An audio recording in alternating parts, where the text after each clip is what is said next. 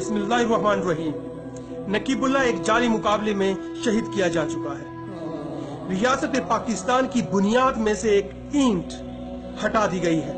रियासत पाकिस्तान की अपनी तबाही की तरफ सफर कामयाबी से जारी है।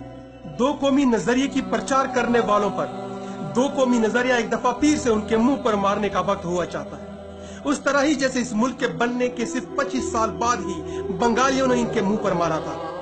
ये वो नाखुदा है जो खुद को हुब्बुल वतनी का महवर, इस मुल्क की हिफाजत की उम्मीदवार है और खुद को अक्ले कूल समझने की गलत फहमी में मुब्तला है, जिन्होंने बंगालियों की इज्जतों को तार तार किया, खूनरेजी और दरिंदगी का वो खेल खेला कि आज भी वो हजारों मील दूर वो हम पर लानत बेचते हैं। उस दिन नजरिया पाकिस्तान का ठीक ठाक बलात्कार हुआ, मगर सबक कभी नहीं सीखा गया, आईन पर अमल कभी नहीं किया गया। आज भी मासूम लोग मावराए अदालत कत्ल किए जाते हैं।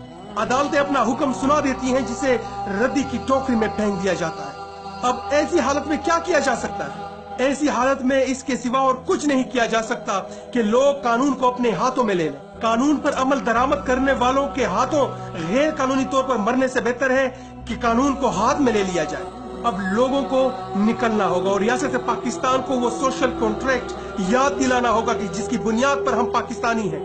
वो सोशल कॉन्ट्रैक्ट जिसकी बुनियाद पर मुझे अदालत तक रिसाई का हक हासिल है, जिसकी बुनियाद पर मुझे वकील और दलील का हक हासिल है, जिसकी बुनियाद पर कानून से बाला कोई नहीं, जिसकी बुनियाद पर आईन और कानून का दामन कभी नहीं छोड़ा जाएगा। अगर आप नहीं निकलेंगे तो ये आप मुझसे लिख लें कि आप अपनी जिंदगी में एक साथ का इजाफा भी नहीं कर सकते। फैसला आपको करना है, गैरत से और बामकसद मरना है या बेगैरती और बिलावजह मरना है। आईन और कानून और अदालत की अमलदारी के लिए मरना है या गैर का आईनी और गैर कानूनी और मावराए अदालत मरना है। ये फैसला आपको करना है।